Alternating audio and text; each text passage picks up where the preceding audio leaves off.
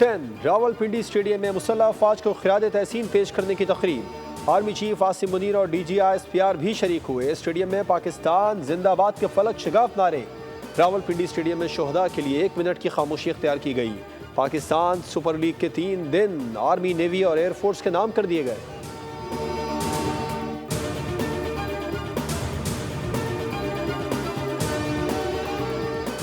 وزیر اعظم شہباز شریف اور chairman Peoples Party Bilawal Bhutto Zardari کا ٹیلی فونک رابطہ۔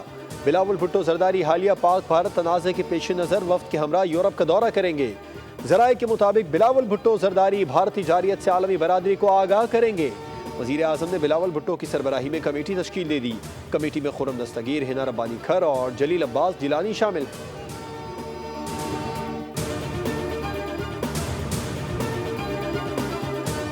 صدر مملکت آصف علی زرداری کا گجرانوالہ کینٹ کا دورہ۔ Chief of army staff general Asim Munir نے صدر مملکت کا استقبال کیا۔ بنگلہ گجرانوالہ کے کور کمانڈرز بھی موجود تھے۔ صدر کا مارکہ حق کی کامیابی پر مسلح افواج کو خراج تحسین۔ فوجیوں، سول شہداء کی قربانیوں کو سلام۔ کہا دشمن کی جارحیت پر پاکستانی جواب کو تاریخ یاد رکھے گی۔ پاکستان کی افواج قومی اتحاد و سالمیت کی علامت ہے۔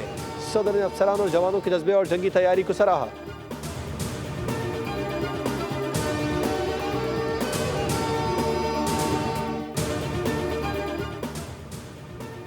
بھارت کے منہ توڑ جواب کو جنرل عاصم منیر قومی نجات دہندہ بن گئے۔ دنیا نے تسلیم کر لیا۔ امریکی اخبار نیو یارک ٹائمز نے آپریشن بنیاد مرصوص کو پاکستانی مسلح افواج کی بڑی کامیابی قرار دے دیا۔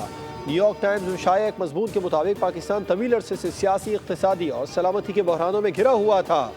بھارت کی جارحیت کے خلاف آپریشن بنیاد مرصوص میں بڑی فتح نے یکایک سب کچھ بدل کر رکھ دیا۔ پاکستانی مسلح افواج کے وقار میں مزید اضافہ ہوا۔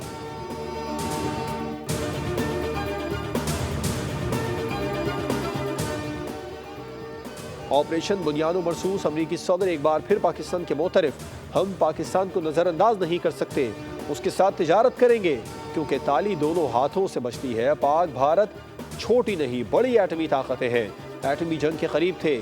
امریکہ کے صدر ڈونلڈ ٹرمپ کا احساس تفاخر۔ امریکی ٹی وی کو انٹرویو میں کہا خارجہ پالیسی امور میں انہیں زندگی میں آج تک جس بات پر سب سے زیادہ سراہا گیا وہ پاک بھارت جنگ بندی کامیاب بنانا ہے۔ صدر ٹرمپ نے پاکستانیوں کی ذہانت اور ان کے ناقابل یقین حد تک شاندار اشیاء تیار کرنے کی صلاحیتوں کا بھی برملا اعتراف کیا۔ کہا پاکستانی لوگ نہ صرف ذہین بلکہ پاکستان معیاری مصنوعات بنانے والا ملک ہے۔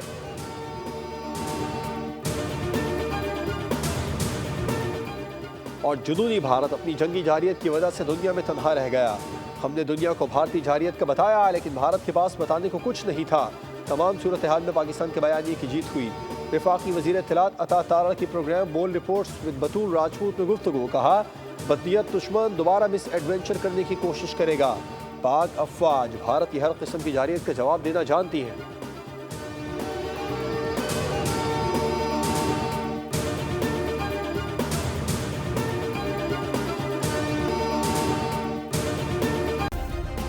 سبسکرائب کریں اور بیل دبائیں تاکہ کوئی خبر رہ نہ جائے۔